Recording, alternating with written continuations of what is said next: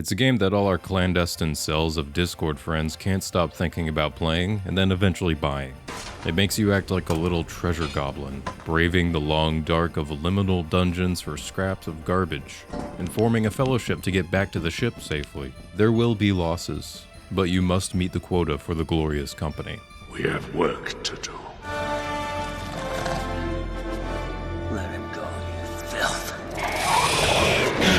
I'm Saintmillion, and today we're diving in to Lethal Company, a co-op indie horror that's taking gaming YouTube and Twitch by storm, and is the third most played game on Steam right now. I'm going to talk about the gameplay loop, what makes it so addictive, and throw out some critiques as well as an insufferable armchair know-it-all. Does this game have staying power, or is it just the flavor of the month? Let's just jump into this pond and die. It all started with a single individual named ZEEKERSS. They started making a couple Roblox horror games before moving on to standalone games on Steam. And after a long and rocky development, they've now captured lightning in a bottle with Lethal Company. It takes place in a retro-futuristic dystopia that has a brutalist liminal space aesthetic. The goal is to meet your quota in 3 days. For each day, you'll travel to an abandoned moon, infiltrate a building, collect valuables, and bring them back to your ship. When quota's due, you'll turn in scrap to the company, get a fat paycheck, and receive a new higher quota, and the 3-day cycle continues. Don't meet your quota and you get fired, just like a real job. So for each mission, there's a limited amount of time before your ship's autopilot leaves, about 10 minutes. And at nighttime, it gets quite a bit more dangerous, so you have to hurry. You're also not that fast, and you have limited slots to carry items. You're going to die. A lot. But that's part of the fun. Milwaukee. There's another thing over here. Oh! If you die, or you can't make it back to the ship in time, don't worry because you'll respawn the next day, just with no items. If everyone dies on a mission, the team loses all scrap collected up to that point, which is almost always a dagger in the coffin of your run. So what's the end goal here? I mean, you just keep collecting scrap and adapt to situations, which is all fun. But the real carrot on the stick are the items and additional moons to unlock. The company doesn't actually take your quota, you get to spend all of it. Which means you can buy all sorts of goodies from the store, which has a banger theme that will get stuck in your dreams. There are essential items like flashlights, walkie-talkies, and shovels for defending yourself, but then there are the really fun upgrades, like teleporters for retrieving crewmates back to the ship, or inverse teleporters for going into a random place in the dungeon. And there are many more items that are always helpful for specific situations, or just for lols. You can also spend money to travel to more hazardous moons with much higher volumes of loot.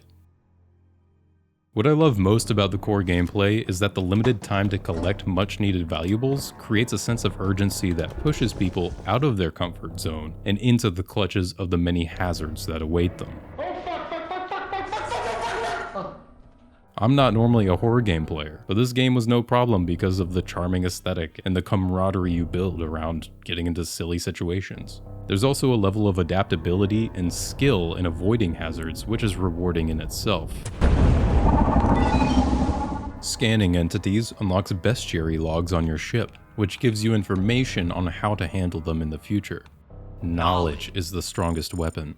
But if you don't want to brave the dungeons, you can stay on the ship and play a different role. Grab a couple walkie-talkies and relay information to your crew while they're inside about the enemy activity around them. From the ship, you can open locked doors that are normally inaccessible. You can teleport them out if they're cornered, or sound the horn to let them know you gotta go. And if you don't want to stay in the ship or go to the dungeon, hell, be a loot carrier.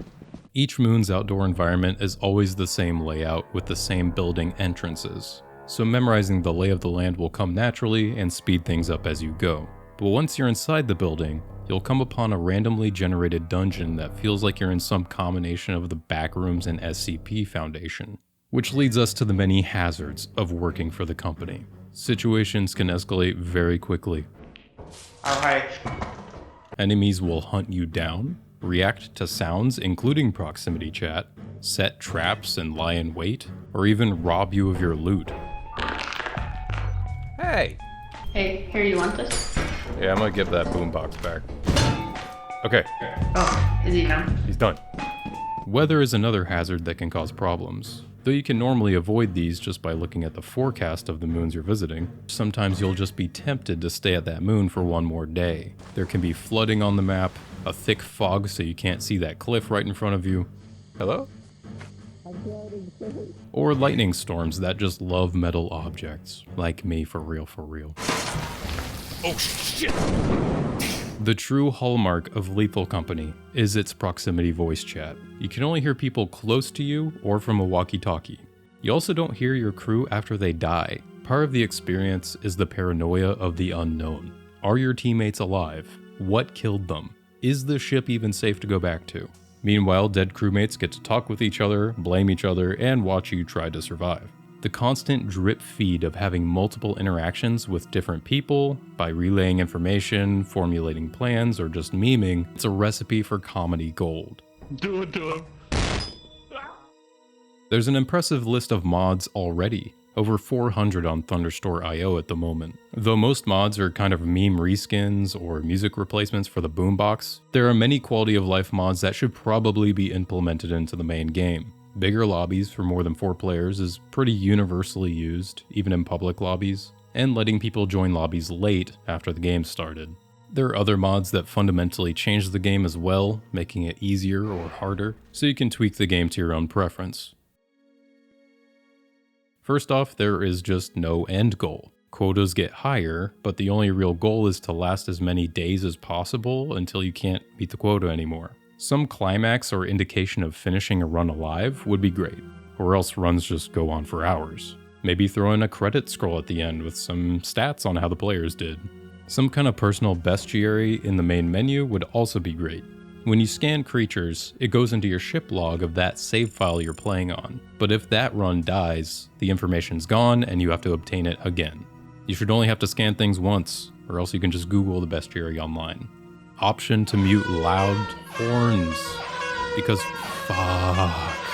And some more custom ship options. Decorating is the real end game after all. Oh yeah. Oh, so right. good. This game has been solved. Yeah.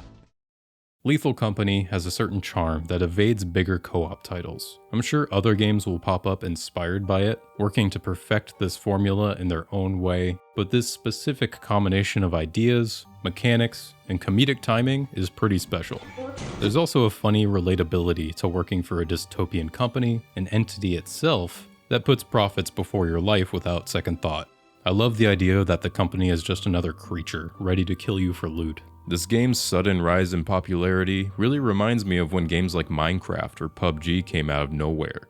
Non-AAA experiences that were universally loved by gamers, pulling many people into a genre that they normally wouldn't consider. And once there are some updates, which ZEEKERSS does say they're working on, I think Lethal Company will stick around for a long, long time. It's $10 right now. Get some friends and go play it. Or just watch the infinite amount of content that's out there. And thank you for watching. Special thanks to our patrons who made this video more possible than ever before. Shoutouts to our master tier supporters, Heliomorpha, Uninvited Haggis, Jordan Rowe, Aquarial, and the Avion 12. See y'all next time. Peace.